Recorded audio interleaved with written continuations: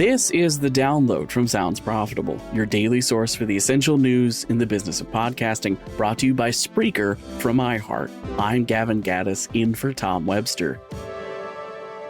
Here's what you need to know for today, Wednesday, March 13th. First up, Latino podcast network Cultura plans for major growth.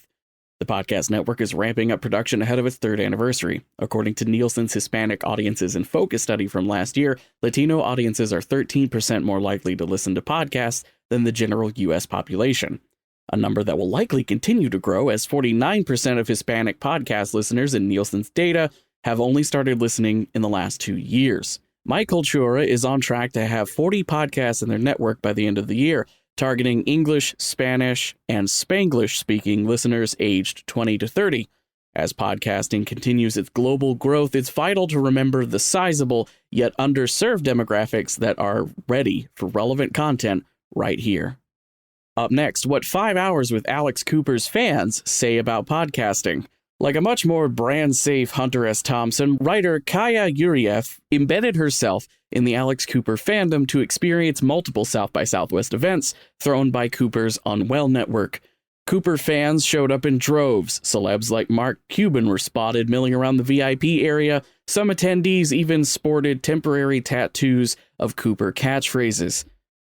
A reminder of the parasocial power of podcasting and how that can manifest a die-hard audience. One Cooper intends to leverage into a larger media company that can stand on its own without purely relying on her influencer persona or her podcast Call Her Daddy. Up next, Joe Rogan finally returns to YouTube, and it's a massive hit. The Joe Rogan Experience was a mainstay of video podcasting's early days on YouTube until the show departed for Spotify exclusivity in 2020, keeping the channel alive on algorithmic life support with sub-10-minute promotional clips from episodes that were only available on Spotify. The show's first full episode back, a much-awaited Cat Williams interview, has averaged over 1 million views a day in the 2 weeks since release. YouTube's video podcasting audience has grown substantially since 2020, and that seems to be on display as JRE bursts back onto the scene with over 22 million views in 2 weeks. And finally, from Signal Hill Insights, the case for going longer with brand lift by Paul Riesmandel. When measuring the effectiveness of podcasts and streaming advertisements, it's clear the more data, the better. While this can be achieved by simply adding more respondents to a survey, various limitations means there will eventually be an upper ceiling to how many people can be included in one study. Riesmandel proposes the key to getting better brand lift data is to run measurement campaigns more than a calendar quarter to collect that further data.